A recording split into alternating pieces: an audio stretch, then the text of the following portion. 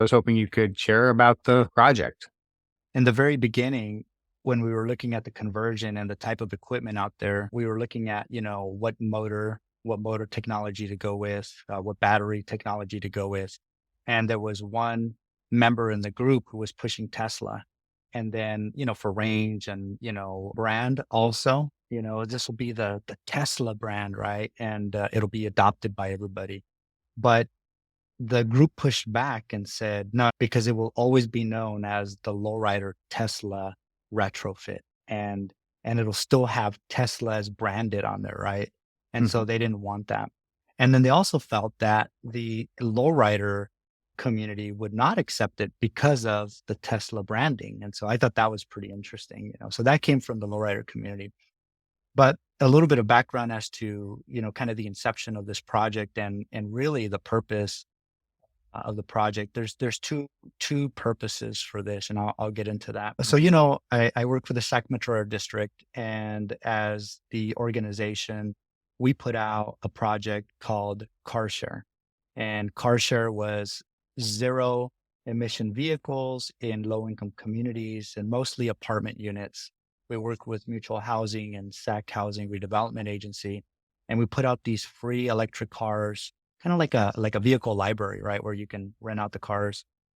And it was really challenging to get adoption once we put the cars out there.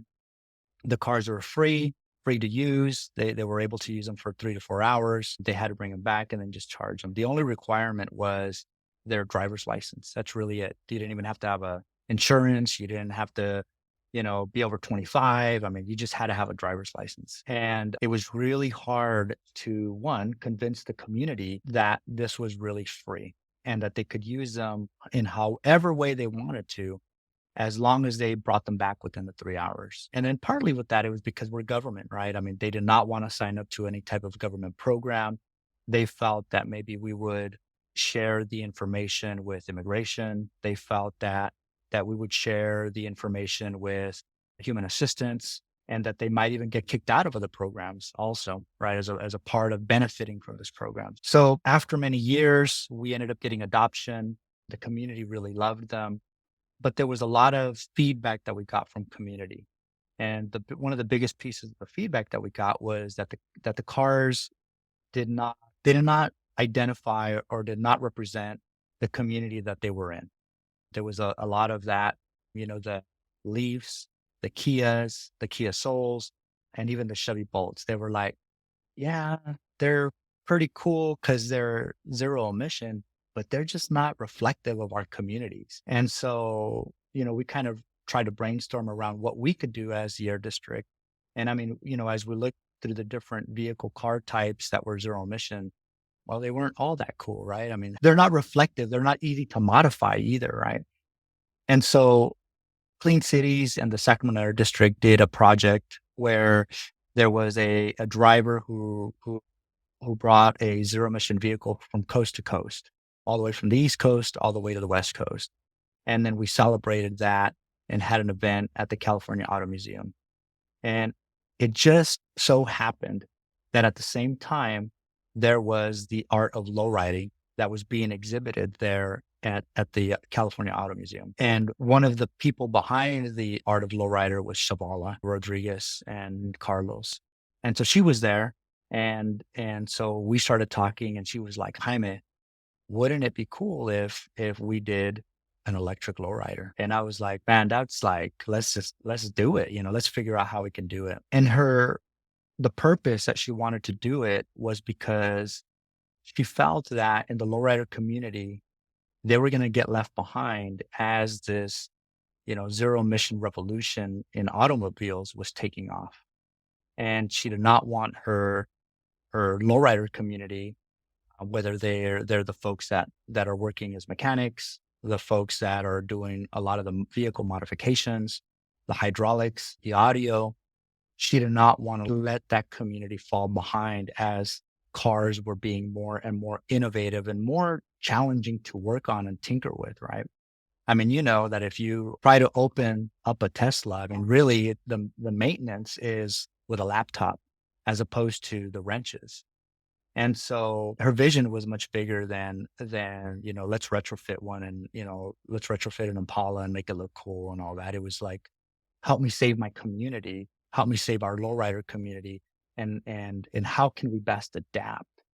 So that was really kind of the big purpose. I took it as an opportunity because of the feedback that we were getting from CarShare as a way for adoption. Okay, community, I hear you. You're saying that these cars are not cool. How about an electric lowrider? And ever since we've been talking about it, everybody's like, when is it going to get done? Right? When is it going to get done? And so, is it going to create more adoption? I don't know. It's hard to say right now, right? Because we're not finished with it, but we know that it is definitely creating more excitement around EVs and EV lowriding. Right now, we're working also with Saba School. We put in for another proposal for a second lowrider. We're also working with San Joaquin Valley. They're looking at potentially having another lowrider. South Coast, the air pollution control officer from South Coast said to me the other day, Jaime, I want a lowrider. And that came from a presentation that I did at the National Clean Air Agency organization, which is all of the air districts in the nation. So I presented in Washington, D.C. to all of these clean air agencies about EV lowriding, which was like, I mean, what do you present to government, right? An air quality, the air quality folks about EV lowriding. And then from that, there's more enthusiasm about getting the lowriders out there. So, the community has been adopting it. Government, has been adopting it as a form of EV adoption. And Shavala's lowrider community has also been adopting it. And mostly because I think they don't want to get left behind, right? They want to adapt. And how it has been explained to me from the lowrider community is the creation of lowriders and hydraulics has really been about innovation and adapting. And so they're now using this opportunity with zero emission batteries and vehicles as a transition, as another way to adapt again into this zero emission vehicles, right? And so I think this will lead to knowing how to modify a Tesla, how to slam a Tesla if you want to, if you want to say that, or how to drop it, or even put hydraulics on a vehicle like that, right? So I think qualitatively speaking, it is getting a lot of attention, which will lead to adoption. I think that's really good, especially the highlights of them not wanting to get left behind. And what are some kind of, I guess, training opportunities that, might come off of this that inspire people to whether pursue careers in electric vehicles or whether they're, like, hey, how do I figure out how to do this at home? Because, I think of, like the tool sets that you have to work on, a hydraulic vehicle, they are complicated and they are, they're not cheap and they, they've accumulated all this. So I'd imagine, being able to do the same thing, but like with like a laptop or, other digital controllers is not out of sight. So, where do you see maybe job training or opportunities for careers arising out of this? Yeah. So as a part of the EV Lowrider project, right, the curriculum now is that we're forming this curriculum on EV retrofitting, right? And what we're seeing is that it does take one or two folks with a laptop, right, to get all of the components to talk to each other. There's some coding involved, but still a lot of the work is body work, is welding, is, some of the old, wrenching still. And that's for, the classic cars, right? Is, we look at doing another hot rod or we do another lowrider, it'll be the same thing. But to your point, I think what we're trying to figure out here is how best to create a curriculum that can excite the youth, but also the business owners like on Franklin Boulevard, right, who have these auto body shops that have been dependent financially on tinkering on cars and fixing cars in the hood in the community. And in some cases, some of those community members will get some of these, electric vehicles or hydrogen vehicles, and they're going to want to take them to the community, right? To the folks they know, right? So we have to prepare them. right? We have to get them there. It's probably going to be a long process. It'll take more training. We think it'll be a generational change where maybe the business owner, maybe it'll be the business owner and the son or daughter that's going to be working together now to work on modifying a Tesla or some kind of electric vehicle, right? Because it'll be the newer technology and then still the older technology, right? And there's a lot of, legacy knowledge still within the vehicles, right? I mean, I see the teams together, right, working. I see Ash, who's our EV guru, and Neil, who's our EV guru, and then I see Joseph and I see Carlos, and they are like constantly challenging each other on how best to retrofit this car. And so what that tells me is that not the EV gurus and not, the old school, car modifiers, neither one of them have the answer. They both have to still work together to get us this product, right? And even just the other day, I was asking about the hydraulics, and one of the things that I want about the hydraulics is I want to be able to have a switch where we can either use dedicated lithium-ion batteries that propel the vehicle, or be able to switch it and not drain the main batteries and be able to use the traditional hydraulic batteries, right? And so we talked about a conversion and a switch, and Ash was like, "Well, I don't know. I got to talk to the hydraulics guy." And so we talked to the hydraulics guy at another day, and he's like, "Well, I don't know. I got to talk to Ash about this." So there's this integration, right, of both type of skill sets, and that's, I think, really what we're going to see when we move into EVSE, right, infrastructure and charging Mhm. for these cars. When we look at hydrogen applications, the mechanics of the vehicles, it's really going to be both. And there's, we're really working hard at this because we understand that because it's both, we'll have some of our youth will go to, 4-year university and get their engineering degree or coding degree or computer science degree or whatever, which will be instrumental to this transition. And then we'll have other folks, the younger generation that says, "You know what, college isn't for me. It's not for me, not built for that." And they'll go into these very specific skill set of learning, the electricians, the plumbers, the pipe fitters, all of which are necessary to move our zero emission transition here in the region forward. Right. It's going to have to be both. So I've got this might be a loaded question for you, but you talked about these legacy family vehicles that are often like Cherry Impalas and Cadillacs, and there's always that tension of when do I get to drive the nice car, the family Cadillac. When should people let them convert their legacy Cadillacs completely over to electric? Man, When should they let them take it apart and put the EV battery in? I think it's going to be for some families.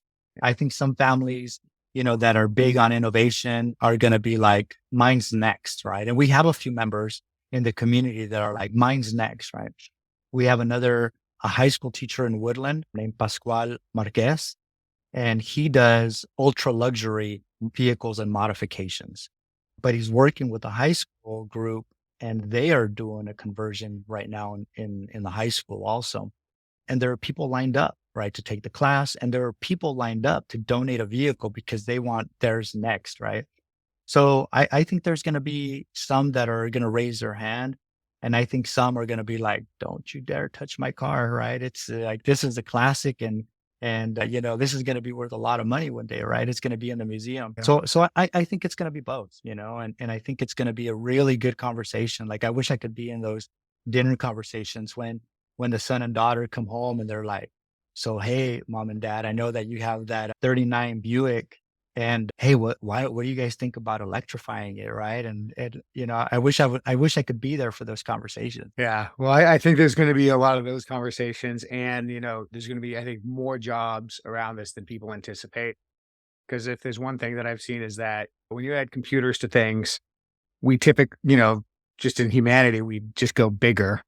And the amount of little like things that need to get fixed or worked on because of that, it might not be the drivetrain or the battery, but all the things around it, especially with hydraulic systems or mechanic or motorized doors and tailgates. There's going to be a lot around it. So I'm glad that our area is getting ahead on this and that you're taking the lead on it.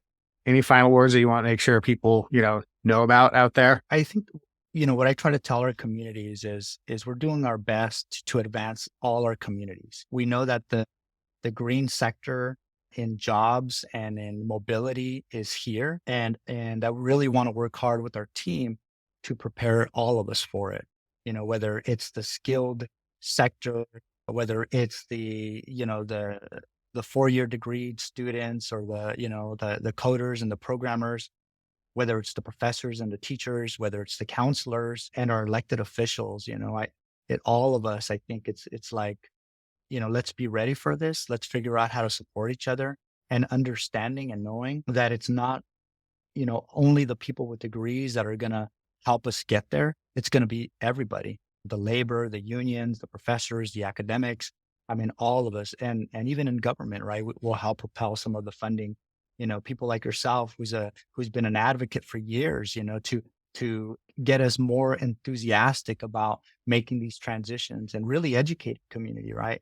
So that's, I think, is really the biggest, is keeping in mind that it's going to take all of us to get there. I guess I do have one more question. What's the next cool vehicle that you think we should electrify? Man, that's a big argument right now. I mean, we did the 1964 Chevy Impala because it's the iconic lowrider vehicle. There's someone is saying we should do a truck, an old school lowrider truck, and we can put, hydrogen tanks in the back of the bed. Some folks are saying we should do a bomb. Someone else said we should do a hot rod, and that way we try to appeal to other members in the community. I don't know, but there's a few folks that have raised their hands to do these projects. And I know with Sava, there's an application's already submitted. And what they want to do for the next vehicle is they want to put it out to the community to see what does the community want to see be retrofitted. All right. Well, I can't wait to see that come out, and I hope something really cool comes out of it.